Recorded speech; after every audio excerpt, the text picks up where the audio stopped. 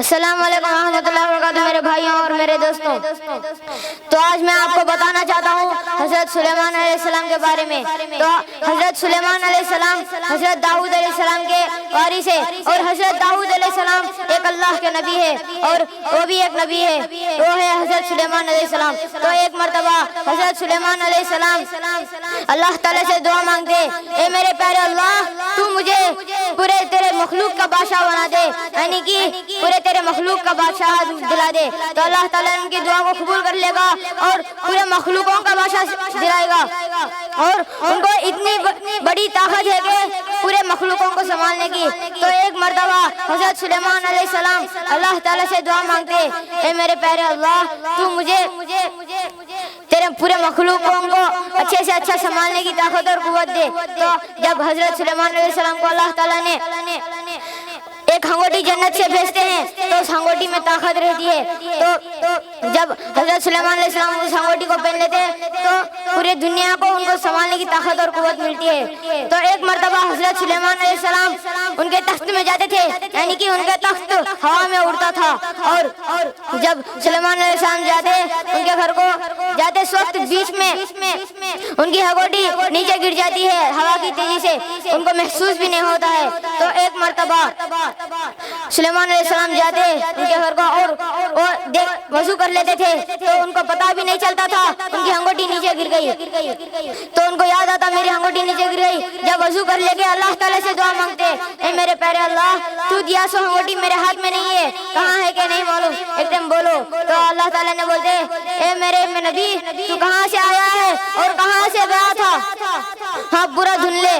تو جب سلیمان علیہ السلام جاتے رہتے ہیں، جب تخت میں بیٹھنے جاتے ہیں تو سلیمان علیہ السلام جب اللہ تعالیٰ کا فرمان ہوتا ہے تمہیں تخت میں مت بیٹھ کر جاؤ، تم پیدل جاؤ. تو جب سلیمان علیہ السلام تخت سے اترتے ہیں اور پیدل جاتے ہیں اور پانی کے بیچ آتے ہیں، جب رکتے ہیں تو مچھلی ایک چمکتی رہتی ہے. اس مچھلی کو دیکھتے ہیں تو ایک طرف سے یہ طرف سے جاتی ہے اور پھر یہ طرف سے آتی ہے، پھر یہ طرف سے جاتی ہے. تو ایسے ہی 3 بار کرتی ہے اس مچھلی نے. تو جب سلیمان علیہ السلام کو غصہ اٹھتا ہے تو جب اس مچھلی کو پکڑ لیتے ہیں اور بعد میں سے نیچے رکھتے ہیں سلیمان علیہ السلام. تو جب اس مچھلی نے ان کی ہنگوٹی کو پانی کے باہر نکالتی ہے.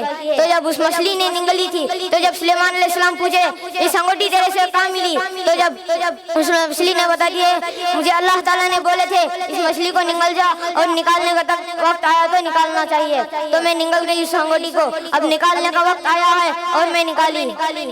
تو ایک مرتبہ حضرت سلیمان علیہ السلام ان کے دربار میں بیٹھے تھے. جب اسرائیل علیہ السلام آسمان سے داخل ہوتے ہیں، جب سلیمان علیہ السلام پوچھتے ہیں کیوں میرے نبی، جب سلیمان علیہ السلام بولتے ہیں اسرائیل علیہ السلام کو، اے اسرائیل علیہ السلام، تم یہاں کیوں آئے، کیسا آنا ہوا؟ تو جب اسرائیل علیہ السلام بولتے ہیں کیوں نہیں، ایسے ہی آیا میں آپ کے دربار میں.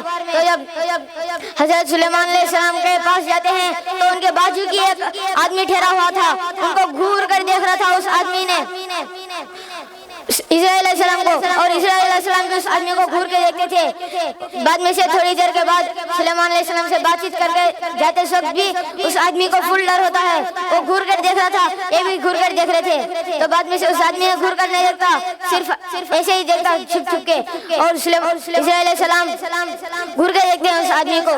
تو جب اسرائیل علیہ السلام جاتے ہیں تو جب اس آدمی نے پوچھتا یہ کون ہے آپ کو پتا ہے، تو جب سلیمان علیہ السلام بولتے ہیں یہ ملک الموت ہے، یعنی کہ موت کے فرشتے روح قبضہ کر لینے والے، یہ میرے دوست ہیں.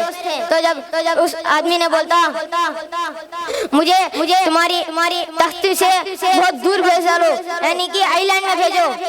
تو جب اس آدمی کو آئی لینڈ میں بھیجا جاتا ہے ان کے تخت سے، تو اس آئی لینڈ میں ایسے چاروں طرف پانی رہتا ہے اور بیچوں بیچ زمین رہتی ہے. تو وہ ہے اب سری لنکا ہے. जैसे ही बाद में से जैसे ही उनका तख्त छोड़ता है, उनको उस आदमी को एक तरफ से तख्त छोड़ते हैं, एक तरफ से इस्राइल अलैहिस्सलाम का दाखिल होता है और इस्राइल अलैहिस्सलाम आके उनकी रूह को कब्ज़ कर लेकर जाते हैं।